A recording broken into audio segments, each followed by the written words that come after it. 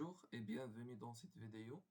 Alors dans cette vidéo, nous allons faire une étude d'une poutre à section circulaire qu'on va créer et ensuite on va faire une étude statique de cette poutre et on va essayer de visualiser l'évolution du moment fléchissant et en même temps de comparer ces résultats avec les résultats avec les résultats de la théorie d'Euler. Donc, on va choisir tout d'abord un plan pour créer notre euh, esquisse. Donc là, on a dit que la poutre va être à section circulaire. Donc, j'ai créé un cercle. Donc, je choisis les dimensions. Alors, je donne un diamètre, par exemple, de 100 millimètres. D'accord? Ou bien, je donne uniquement 80 pardon. Je clique OK. Je vais supprimer juste cette partie-là. Et je clique OK. Ensuite, qu'est-ce qu'on va faire? On va faire une extrusion. Donc, on va faire maintenant l'extrusion. Je vais choisir une extrusion avec une largeur de 800 par exemple. D'accord? 800. Alors, je clique OK. Et voilà notre cylindre. Alors maintenant, on va créer une étude statique. Donc, simulation, une nouvelle étude statique. Donc là, je clique poutre. Donc je l'appellerai poutre. Donc je clique OK. Alors, premièrement, nous allons choisir le matériau. Donc on va choisir l'acier allié, alloy steel. J'applique et je ferme. Ensuite, je vais traiter ceci comme une poutre, treat as beam. D'accord? Et on va fixer cette poutre dans les deux extrémités. Donc ici et dans l'autre extrémité. Je clique OK. Alors maintenant,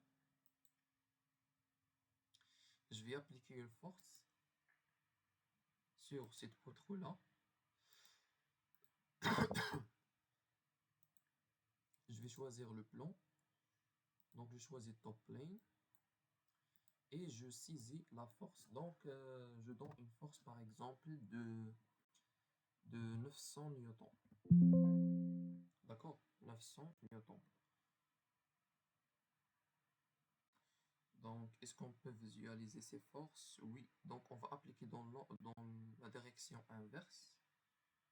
Et je clique OK. Alors, presque maintenant, on est prêt à exécuter notre étude. Donc, je fais Run this study. Et voilà. Donc, ce qu'on va faire, c'est afficher notre diagramme de moment fléchissant. D'accord? Donc, je choisis Moment About Direction 1. Je sélectionne notre poutre. Alors, je vais afficher le moment fléchissant maximal. Je choisis Floating. Et je clique OK. Et ben voilà. Voilà l'évolution de notre moment fléchissant tout au long de la poutre. Donc on remarque que le moment fléchissant il est maximal presque au niveau du milieu de la poutre. Ici, on regarde cette photo-là. On a une poutre qui est encastrée dans les deux extrémités, d'accord? Dont on applique un chargement unitaire. Cette charge linéaire est appelée petit q. Alors, ici, on a l'évolution tout au long de la poutre du moment fléchissant. Alors, on remarque de cette partie à cette partie-là, on a une partie du moment fléchissant qui est négative, si on considère que l'axe vertical est ascendant. Et l'autre partie ici, entre A et B, entre ce point-là et ce point-là, c'est positif. Ensuite, le moment revient négatif.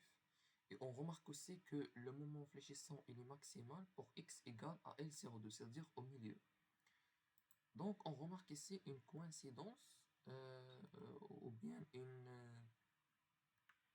coïncidence entre les résultats de la simulation et le résultat de la simulation et le résultat théorique. Et si par exemple on calcule la valeur du moment fléchissant QL au carré sur 24, si on calcule cette valeur, on va trouver exactement le 30 newtons par mètre ici.